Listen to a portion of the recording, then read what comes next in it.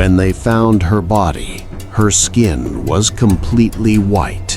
Her eyes were frozen solid, and when they tried to bend her arms, they wouldn't move. She was stiff, like a board, like a piece of frozen meat from a deep freezer. The doctors said she was dead. They were wrong. This is the true story of 19-year-old Jean Hilliard. A story so extraordinary that medical textbooks still can't fully explain it. A story that defies everything we think we know about the limits of the human body. Lengby, Minnesota. Population 137. If you blink while driving through, you might miss it entirely.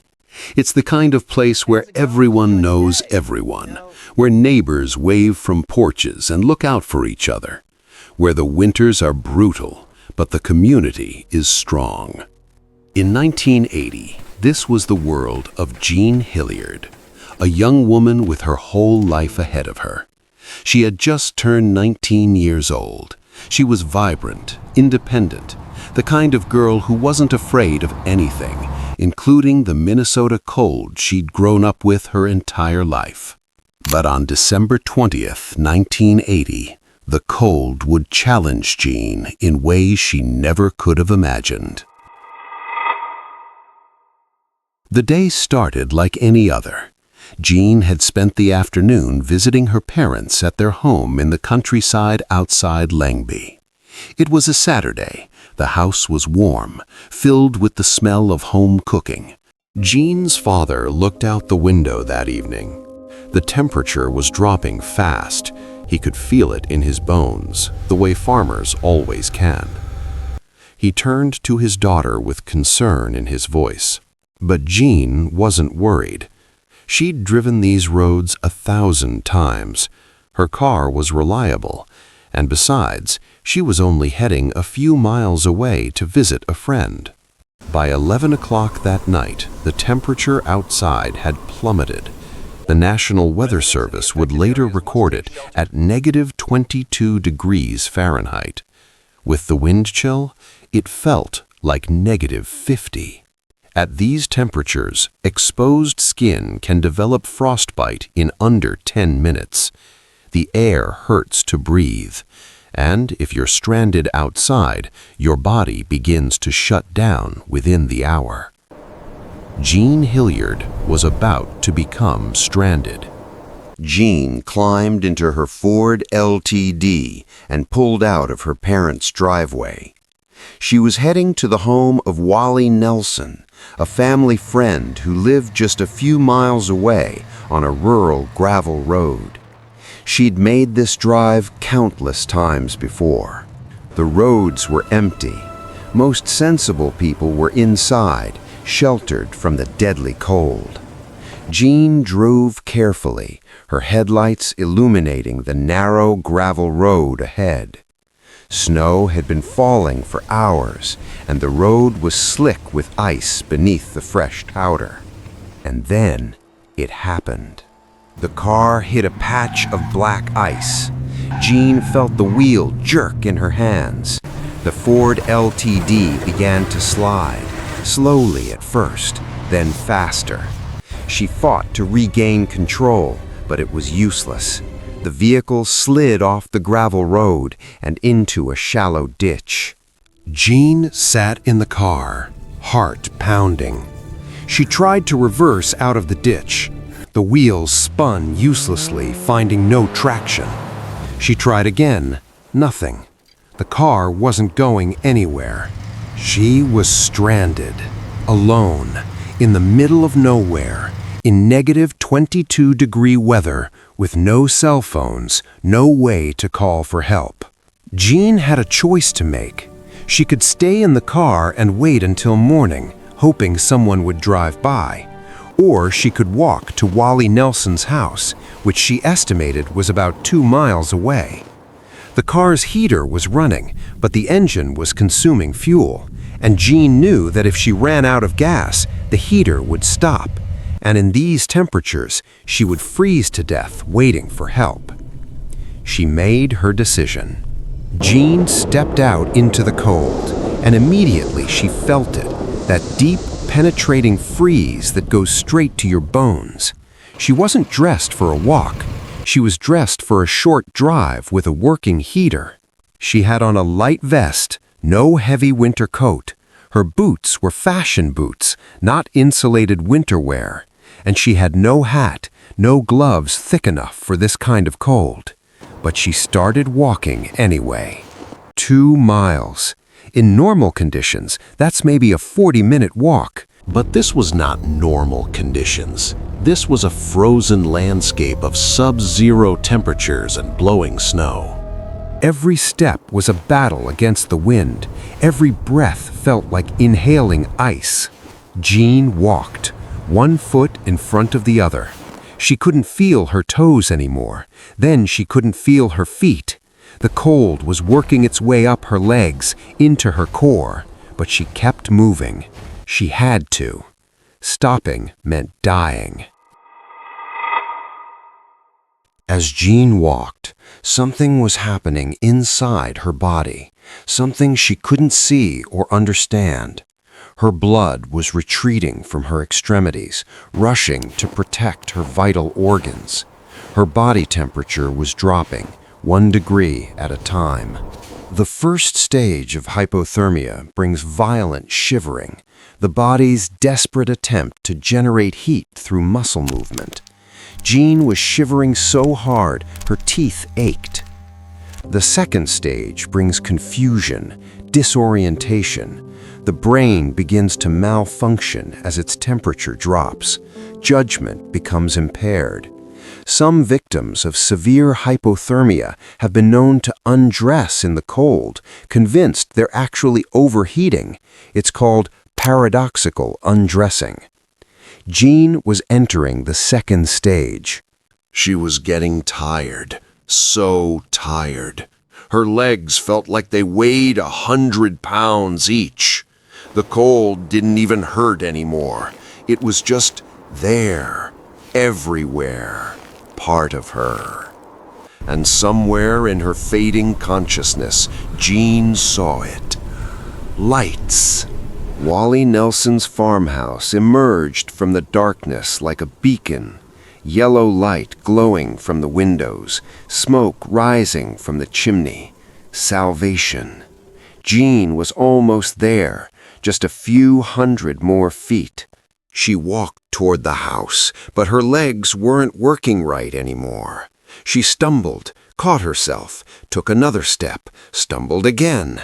The porch was right there. 15 feet away. And then Jean Hilliard collapsed, face down in the snow. 15 feet from Wally Nelson's front door, Jean Hilliard could not take another step. Her body had simply stopped. She lay there in the snow, the cold wrapping around her like a blanket, and the temperature continued to drop. For 7 hours, Jean lay motionless in the snow. 7 hours in negative 22-degree temperatures. 7 hours without shelter, without warmth, without hope. The snow fell gently on her still form, covering her like a white shroud. Inside the house, just 30 feet away, Wally Nelson was asleep. He had no idea that his friend was lying frozen in his front yard. He had no reason to look outside. Why would he? No one would be out on a night like this. At least, that's what he thought. The sun rose over Lengby, Minnesota at 7 o'clock the next morning. The temperature hadn't improved much, but the storm had passed, and weak winter sunlight began to illuminate the frozen landscape. Wally Nielsen woke up. He had things to do, morning chores, the routine of rural life. He opened his front door, and his world stopped. There, in his yard, was a body, a frozen body, covered in a thin layer of snow. For a moment, Wally didn't recognize who it was, but then he saw the burgundy vest, the familiar boots. It was Jean. Wally rushed to her side. He grabbed her arm to turn her over, and that's when he realized how wrong everything was. Jean's body wouldn't bend. Her arm was completely stiff. Her face was completely white. Her eyes, they were frozen solid. Wally later described what he found that morning. He said Jean was frozen stiff like a piece of meat straight out of a deep freezer. When he tried to lift her, she didn't bend at the joints. She was completely rigid, like a board. He carried her into his house like you would carry a frozen mannequin, because that's essentially what she had become. Inside, Wally didn't know what to do. His hands were shaking. This was his friend. This was someone he'd known for years, and she looked dead. She looked completely dead. But something told him not to give up. He called for an ambulance. When the ambulance arrived at Foston Community Hospital, the medical team didn't know what they were about to witness. But Dr. George Sather would remember this day for the rest of his life. Jean was wheeled into the emergency room. Her body was still completely frozen. Her core temperature was so low that it didn't even register on the hospital's thermometers, which bottomed out at 88 degrees Fahrenheit. Normal human body temperature is 98.6 degrees. Jean's was somewhere far below 88 degrees. She was, by most medical definitions, frozen. Dr. George Sather examined Jean Hilliard and was stunned by what he found. Her face was gray. Her eyes were fixed and unresponsive to light. Her skin was so frozen that when nurses tried to insert an IV needle, they couldn't pierce her arm. The needle wouldn't go in. It was like trying to push a needle into frozen leather. She appeared, by all medical assessments, to be dead. But Dr. Sather noticed something. Something small. Something almost imperceptible. A pulse. Faint, incredibly slow, maybe 12 beats per minute when a normal resting heart rate is 70. But it was there. Jean Hilliard was alive. Dr. Sather faced an impossible situation. He couldn't use standard warming techniques. Warming a frozen hypothermia victim too quickly can cause fatal heart arrhythmias. The shock of rapid temperature change can kill even when the cold didn't.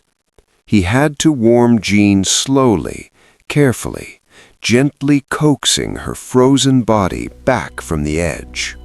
They wrapped her in electric heating pads, one at a time, low heat, slow and steady.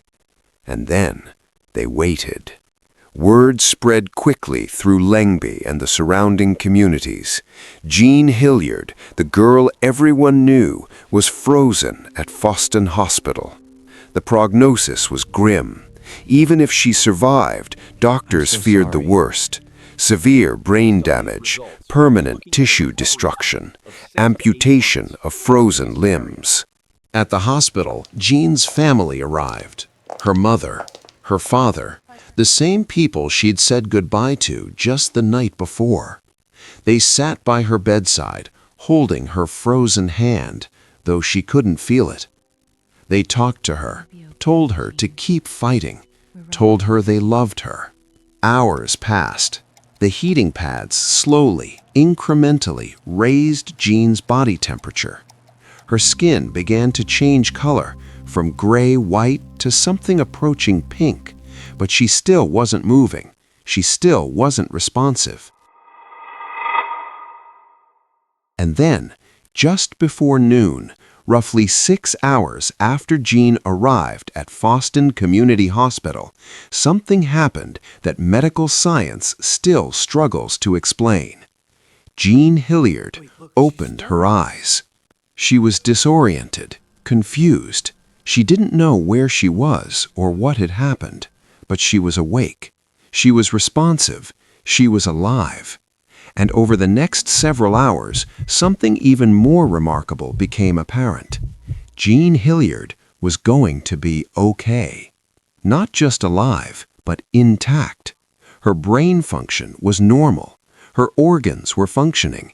And despite being frozen solid for 7 hours, despite her skin being so frozen that needles couldn't penetrate it, despite a body temperature so low it couldn't be measured, Jean had no frostbite.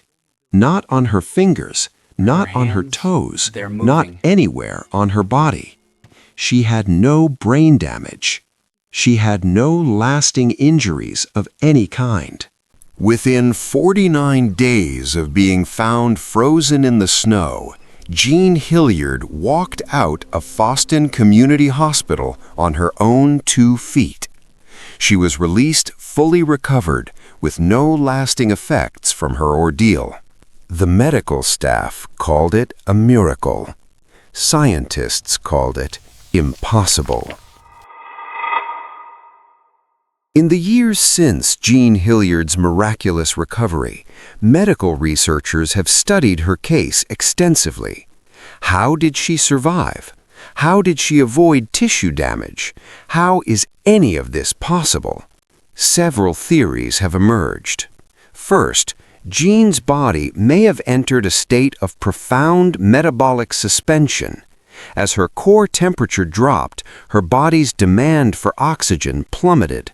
Her cells essentially went dormant, requiring almost no resources to survive. Second, the extreme cold may have actually protected her brain and organs from damage. This principle is now used in medicine. Doctors intentionally cool patients during certain surgeries to protect vital organs. Third, Jean's youth, she was only 19, may have played a role. Younger bodies are more resilient and adaptable. But even with all these explanations, Jean Hilliard's case remains extraordinary. Most hypothermia victims who reach her level of freezing do not survive, and those who do typically suffer severe tissue damage, brain injury, or loss of limbs. Jean Hilliard experienced none of that. Dr. George Sather, the physician who treated Jean that December morning, reflected on the case for years afterward. In interviews, he admitted that there was no medical explanation for her complete recovery. He had seen frostbite cases where patients lost fingers and toes after far less exposure. Jean had been frozen solid for 7 hours and walked away without a scratch. Lengby, Minnesota still stands today. Still the same small town where everyone knows everyone, where the winters are brutal but the community is strong. Jean Hilliard survived her ordeal that December night in 1980. She went on to live a full life, a life that by all rights should have ended in Wally Nelson's front yard, 15 feet from safety, at age 19. But it didn't. Her story raises questions that science still can't fully answer. What are the true limits of human survival? How much can the body endure before it fails? And when the impossible happens, when someone comes back from the edge of death, what do we call it? What we do know is this. On December 20th, 1980, a 19-year-old woman walked 2 miles through negative 22-degree weather. She collapsed 15 feet from safety. She lay frozen in the snow for 7 hours. She was carried into a hospital with a body temperature too low to measure. Her skin was frozen solid. Her eyes were frozen. And she lived. Jean Hilliard's story reminds us that sometimes the impossible happens, that the human body and spirit are capable of surviving things that defy explanation, and that hope, even when all seems lost, is never completely gone. because sometimes, against all odds, frozen hearts start beating again.